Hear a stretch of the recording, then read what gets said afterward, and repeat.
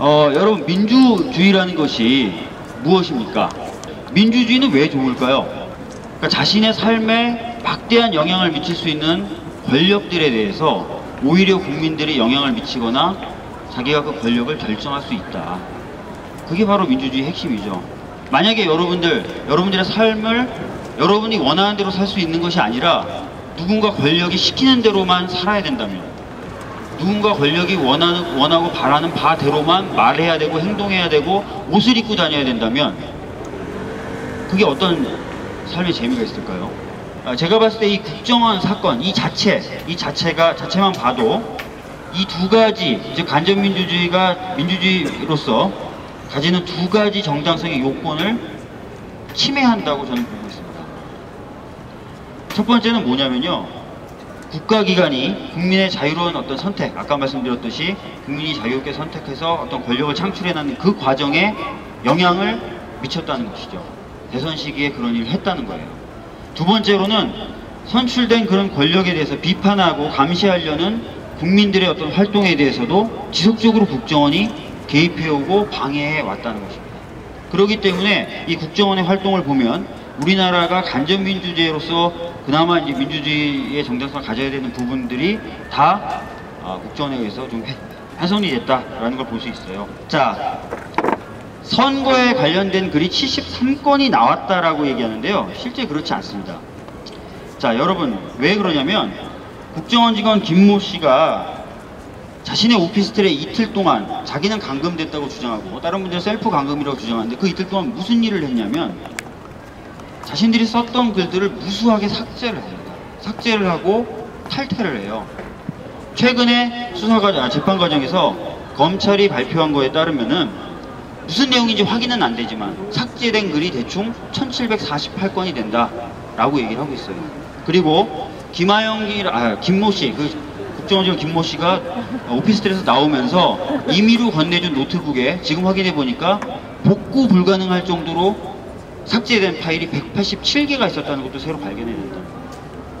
복구 불가능하게. 뭔지 모르죠. 근데 그 정도 철저히 삭제를 했다는 것입니다. 그리고 특히 오늘의 유머 게시판은 개혁적이고 이런 사람들이 많이 이용하기 때문에 이 새누리당을 지지하는 글을 쓰면은 너무나 단박에 티가 난다는 거예요. 그래서 이 사람들이 이렇게 생각을 합니다. 이 게시판에서 그냥 내가 일부러 글을 쓰기보다는 박근혜 후보에게 불리한 글, 그 다음에 야당 후보에게 유리한 글에 대해서 반대를 해가지고 이걸 일반인들에게 많이 노출되지 못하도록 하겠다라고 마음을 먹습니다. 그게 어떻게 드러나냐면 김모 씨가 건넨 노트북 하드를 복원을 시켜봤더니요, 한 장짜리 메모장 파일이 발견돼요. 거기에 보면은 뭐라고 돼 있냐면 베스트 게시판에 대한 대응 전략으로 베스트 되기 직전에 무력화, 반대 3회 이렇게 돼 있고, 배우배 되기 직전에 무력화, 반대 10회, 11회 이렇게 돼 있어요. 반대를 1467회를 하는데요. 신뢰가 두 사람이 단일화 토론을 하는데 왠지 단일화 합의 과정이 불안한데 인간적인 신뢰감은 가지게 하더라. 한번 결과를 지켜보자 라는 내용의 글인데 여기도 전체 반대 6개 중에 5개가 국정원 직원들의 반대예요. 안철수 후보와 문재인 후보가 인간적으로 신뢰감이 드는 사람이다 라는 것을 일반 국민들이 못 보게 해야, 반대를 해서 못 보게 해야 북한의 위협을 차단하는 국정원의 정상적인 업무가 수행되는 겁니까? 자, 이런 식으로 박근혜 후보에게 불리한 것을 일반인들이 못 보게 하는 거, 야당 후보들에게 유리한 걸 일반인들이 못 보게 하는 거, 자, 박근혜 후보가 당선되게 하는 행위예요. 몇 가지 점 중에 우리나라 민주주의 제도가 얼마나 취약한지에 대해서도 충분히 드러났는데 그런 부분에 대해서도 이번 기회에 좀 저는 수정이 돼야 된다고 생각합니다. 개혁이 돼야 된다고 생각합니다. 여러분, 그 경찰청장은 누가 뽑습니까? 대통령이 뽑습니다. 검찰총장은 누가 뽑습니까? 예? 대통령이 뽑습니다. 국정원장 누가 뽑죠? 대통령이 뽑습니다. 여러분, 모든 수사기관의 수장을 대통령이 뽑는 상황에서 어떤 한 기관이 자신 다 똑같이 충성하는 대통령을 위해서 불법적인 행위를 한다고 해서 가재는 개편이고 초록은 동색인데 수사를 적극적으로 할까요?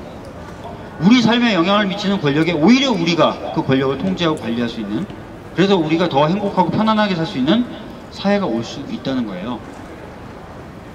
이것이 충분히 가능하다라는 말씀을 좀 드리기 위해서 제가 맨날 말씀드리는 중국 고사가 있는데요. 중구난방이라는 고사. 근데 이 말은 굉장히 좋은 어원을 갖고 있어요. 중국의 주나라에 여왕이라는 왕이 있었어요. 여자 왕이 아니라 이름이 려라는 왕이에요.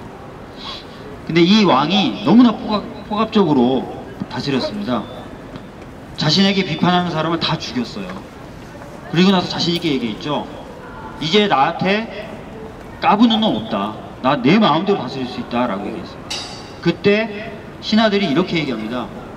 왕이시여, 중구 민중의 입은 남방 막기가 어렵습니다. 이렇게 얘기했어요. 그래서 중구난방이거든요. 민중의 입, 백성의 입은 막기가 어렵다. 근데 그 말을 무시하고 계속 폭압적으로 했고 결과적으로 백성들에서 쫓겨난다. 그리고 나서 왕이 없는 상태에서 새로 왕을 뽑는 게 아니라 백성들이 화합해서 나라를 잘 다스립니다. 행복하게. 그게 바로 공화입니다. 실제로 그래서 역사적으로도 국민들이 요구하는 바들을 억누를 수가 없어요. 결과적으로 국민이 원하는 대로 가게 됩니다. 조금만 저희들이 계속해서 힘차게 나간다면 방금 말씀드렸던 그런 제도적인 개선, 그것을 통한 민주주의의 실주화 충분히 달성 가능할 것이라고 생각합니다.